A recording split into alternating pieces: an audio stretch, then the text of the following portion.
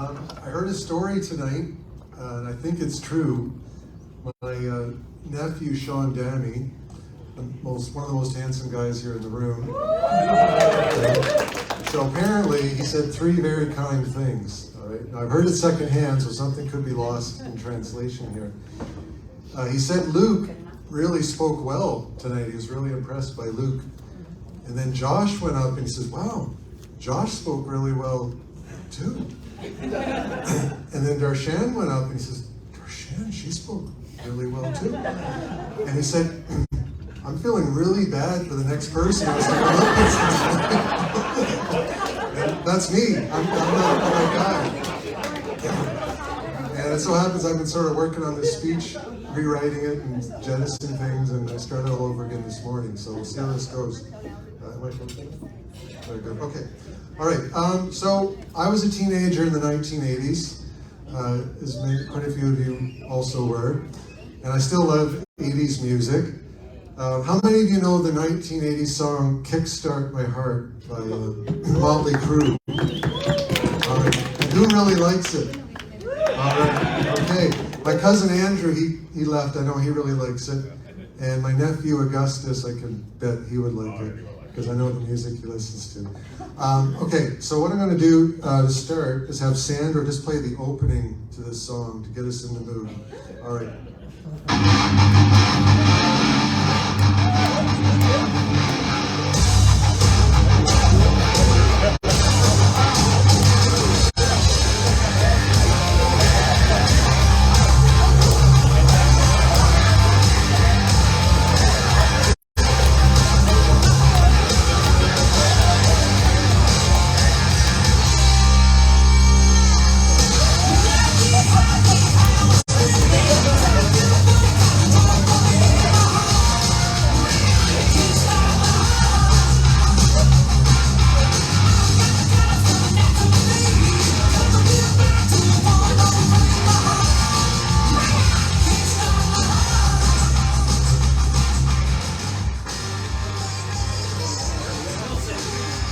Okay, speech ain't over yet.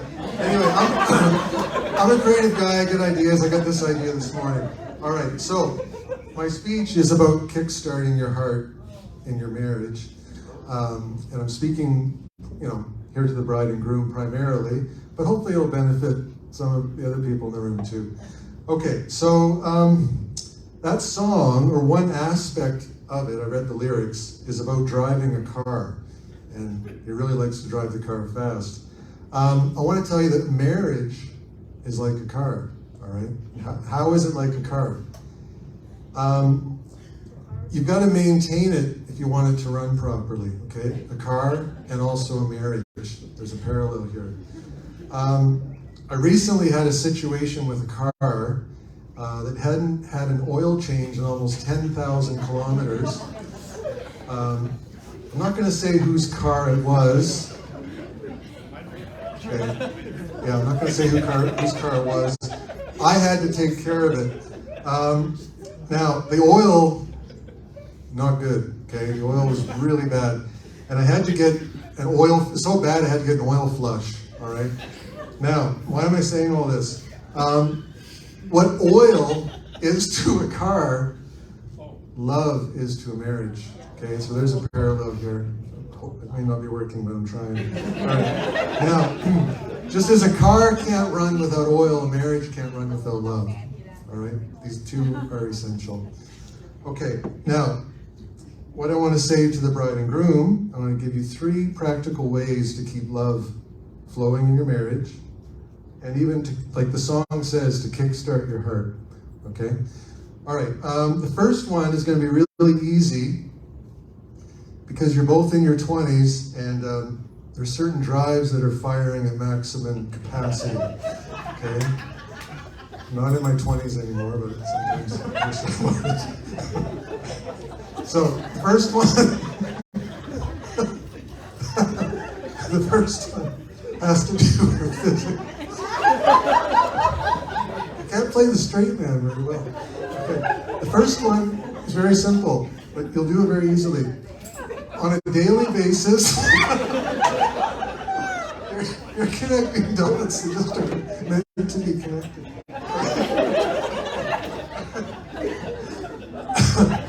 What I want you to do on a daily basis is make sure that you hug your wife every day, okay? Give her a kiss, hold her hand. These little simple acts of affection are very important to keeping love flowing in your marriage, and I try regularly to do that in our marriage, okay? My eyes get burned. I get little watery eyes sometimes, I don't know why that is.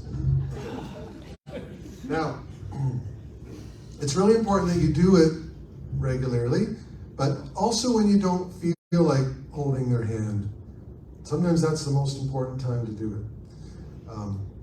Because you know, to keep that love flowing, do it regularly.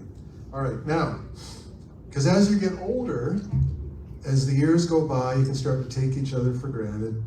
And sadly, sometimes days can go by where you don't hold their hand, or you don't give them a hug, or you don't give them a kiss. So try to keep that. I'm going to challenge you guys to practice that, and the love will keep flowing in your marriage. Because not only, and here's the secret, not only will your partner feel loved, but your love for them will actually increase as you make this choice and do this. Okay, so that's the first one, being physically affectionate. All right, the second one I've kind of combined, and this is about words and actions, all right? Another way to keep the love flowing in your marriage is what you say and what you do, all right? These are both important, words and actions. Say kind things to your spouse as often as you can, all right? See the goodness in them, see their beauty. Open your eyes and see. I have a very beautiful wife. And very often I see, and I see it tonight, and I've seen it consistently for 31 years. Okay. Also, you know, words matter, and words can be very powerful, but actions also matter. So think of things you can do that will make your spouse feel loved, right? So before the wedding, leading up to the wedding, I cut a bunch of dead bushes out of our backyard. And did my wife's eyes ever light up? Like just love, right? She just felt so loved that I cut dead bushes, you know? Simple acts, cutting the lawn, cutting dead bushes. She gets really excited if I sweep the kitchen. You know? Something I'm not very good at. I usually forget after every trip you come home from Vancouver. So words and actions, not only will they make your partner feel loved, but you will feel more love for them as you speak these words and do these things. That's the secret. It's a two-way thing. It will kickstart the love in your heart, okay? All right, that's number two. The third one, maybe the third one's the hardest, but it's very, very important, okay? And it's forgiveness, all right? Darshan and I have been married for 31 years, and we've had one or two fights, you know?